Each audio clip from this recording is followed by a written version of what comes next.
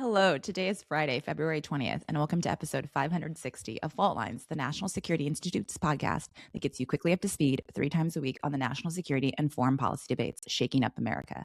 I'm NSI Senior Fellow Jessica Jones, and I'm joined today by founder, and executive director Jamil Jaffer. He gets a little dig like that. That's fine. He can take it. And two senior fellows, Morgan Vina and Matt Hayden. All right, folks. Today we're talking about President Trump's newly launched Board of Peace, which held its first meeting here in Washington, D.C. yesterday. So if you guys noticed the traffic in the city, that's what it was all about. As you may recall, the board emerged out of a ceasefire framework dealing with Israel and Hamas. The Board of Peace is focused on post-war Gaza, funding reconstruction, deploying an international stabilization force, training a new Palestinian police service, and the list goes on. Basically, the economic recovery and rebuild of Gaza. It's a lot on its plate. President Trump has also increased, as the I think it's believed the president or chairman of the board, its mandate to other, put in air quote, hotspots across the world. So the board may have a lot more to do as well. While some welcome it and think it's a pragmatic, kind of out of the box, solution or alternative to dealing with the reconstruction of Gaza, there's also been questions about it, its legal authority, its governance, its memberships, what it's really going to do. So there's a lot to discuss here when it comes to the board. As you may have read, countries to become members were supposed to make $1 billion pledges to the fund. Many have. The U.S. committed about $10 billion in funding yesterday. FIFA itself pledged $75 million to build soccer stadiums in Gaza. So it's not just nation states that are getting in on the rebuild, it's other entities as well. Countries, Matt, actually, let me turn to you first, Matt. I'd like to hear what you think about some of the members that showed up to the meeting yesterday. Countries both sent themselves as official members, or those that weren't members sent representatives as envoys. So there's a lot of leaders here in DC yesterday. Can you unpack what's going on with membership? Yeah, and it starts with neighbors. And so when we start looking at countries like Egypt and Jordan and looking at as the way Israel's looking at this group, they're really looking at this as a ability to keep a transparent and secure method of working on the Gaza rebuild so things just don't go sideways. They've seen this region slip many times. They're trying to make sure that doesn't happen again. And so you have a strong both policy and security-minded investment from the immediate parties that are really adjacent to Gaza. And then you have like the Lebanons, the Syrias, and the Iranians of the world that are not invited, but are at the same time watching this very closely because they know that when the president says we're going to take this approach to other hotspots of the world, there's a lot of mirrors in those offices. And so they're trying to keep an eye on this as well. The entire Gulf region is really being embraced by this administration to try and forge a regional security understanding where economic drivers really push security across the board.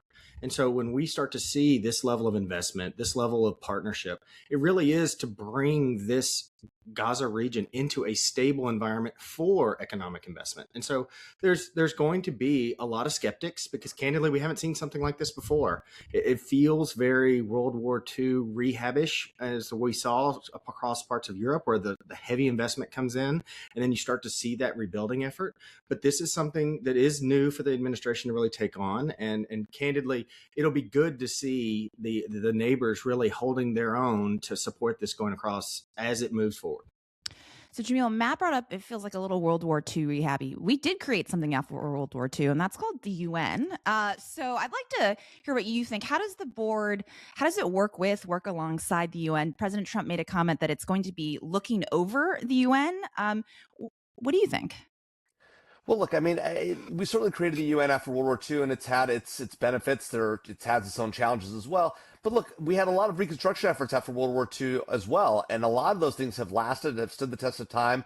And so I think there is value in organizations like this that are not just a collection of 200 nations that get together to try and figure out what they might do together. This is a group of sort of the coalition of the willing, right? In this case, you've got a handful of countries that have contributed about $7 million. You had another 48 total countries that attended this thing. So there were a lot of people there. Now there were, the usual sort of Trump, silliness. They're playing Gloria, handing out hats, like it's some sort of a rally. There are parts of it that make it look unserious. At the same time, there are parts of it that are very serious. I mean, $17 billion, 10 from the U.S., 7 from other countries, is not nothing. And And there's a real opportunity here to do something important for Gaza. That being said, it's going to take a lot more than 17 billion. So we'll see how this plays out. But in the long run, the question, I think people are getting caught up in the atmospherics. And there were a lot of atmospherics around this, the president calling it the Board of Peace and held at the Trump U.S. Institute of Peace. Look, there's a lot of that going on. But if you get past all the sort of silliness and the pomp and the circumstance, there's substance here that could actually be beneficial to the region and to the people of Gaza. It's going to take a lot more commitments than what money's here at the table right now, though. Yeah, Morgan, do you see the board as a serious thing? Like, I want you to kind of break down the seriousness Jamil's talking about and what you think it can do, and maybe expand it beyond Gaza, like its impact in the region.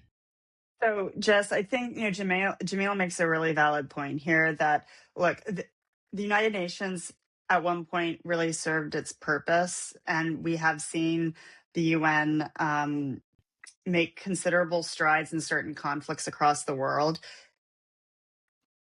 As of late, I think we have seen the United Nations failings on display year after year after year, particularly in the Security Council, where this group of select member states, including the 5 permanent members, which includes the United States, have been unable to resolve major conflicts, whether it's Ukraine, Iran, what have you. And so I think this Board of Peace really represents sort of a counterweight to that, in which President Trump sees himself as being a leader and being able to get things done on the international stage.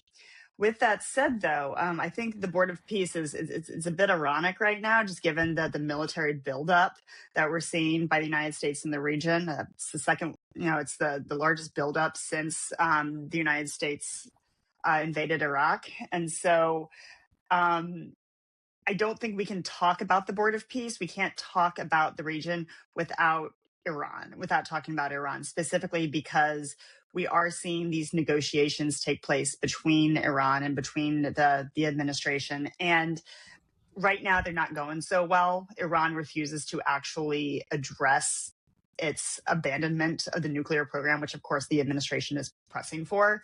And I think J.D. Vance has said this right now. We're not really seeing a lot of progress. President Trump cannot help but negotiate. Well, I think we all know that I am not the biggest fan of negotiations with Iran.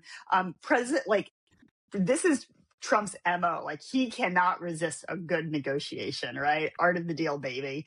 And so I don't think it's much of a surprise that we're seeing him try to leverage our military and perhaps press Iran in the quote unquote right direction. Whether or not that actually comes to fruition is one thing, but at some point with this military buildup, like, the United States is going to have to do something. Otherwise, it's going to look like we blinked again. And we saw this, a month ago, where I think there was a little bit of question as to what is the United States doing, expending all of these resources, sending all of these, military assets to the region. And we did nothing. It looked like we were going to invade. And guess what? We did nothing. President Trump has said, we'll see what happens in 10 to 12 days. We saw negotiations take place on Tuesday in Geneva. Those will continue, but at some point, push is going to come to shove and someone's going to have to do something. Board of Peace might gain more things to work on. Well, good thing for the building of Institute of Peace. It was sitting empty. So now they've got stuff going on. There's activities in its hallways, right? That's a wrap. Thanks so much to Kelly Crowley, Grace Trice, and actually Sophie Wagner this morning, and Claude Jennings and the rest of the NSI team for helping us produce today's episode. Join us on Monday, February 23rd for another episode of Fault Lines, NSI's podcast that gets you smart fast. We're on YouTube. Check out our channel there for a video of today's episode. Morgan and I are both wearing our Fault Lines vests. That's right, we're repping. If you like what you heard or saw, be sure to rate, review, and subscribe.